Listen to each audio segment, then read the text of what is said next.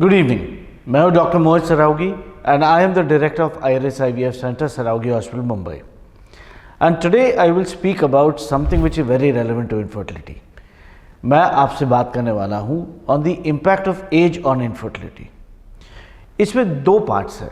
एक, एज का क्या इम्पैक्ट होता है मेल फर्टिलिटी पे। सेकेंड, एज का क्या इम्पैक्ट होता है फीमेल फर्टिलिटी पे।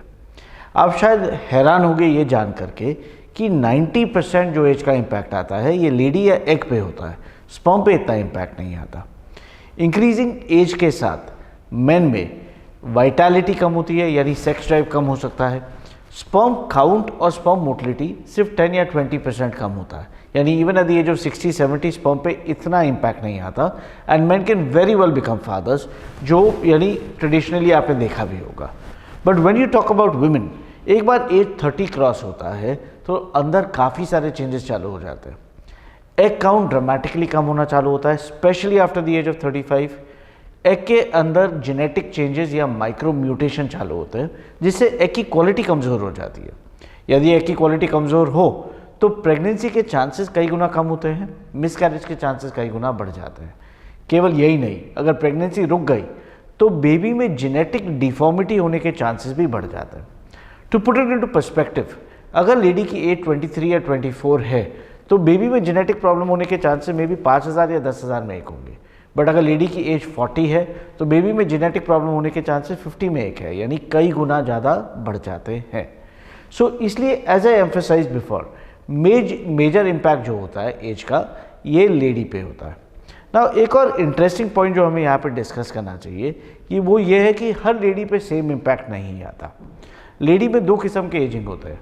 One is your actual ageing, यानी बर्थ एज क्या है।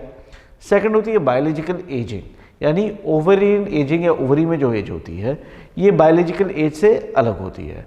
किसी में एग्स का जो डिक्लाइन है या जिस रफ्तार पर अंडे कम होते हैं ये ज़्यादा होता है, किसी में कम होते हैं।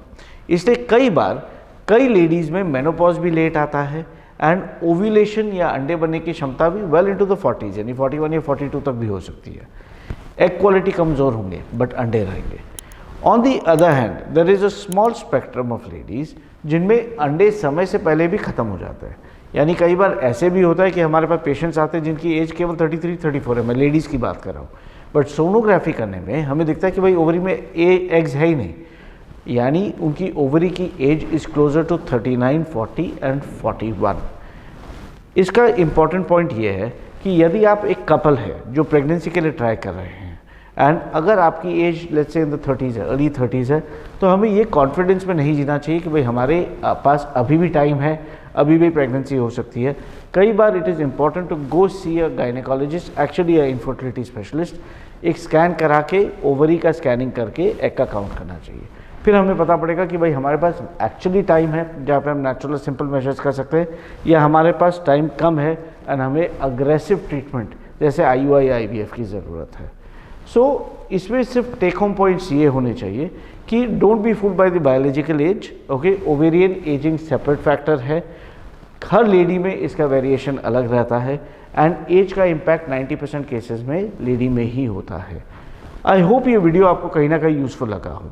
अगर आपके कोई डाउट्स है तो नीचे कमेंट सेक्शन में लिखिए, हम उसको आंसर करने की कोशिश करेंगे। And with that, thank you, do subscribe to our channel.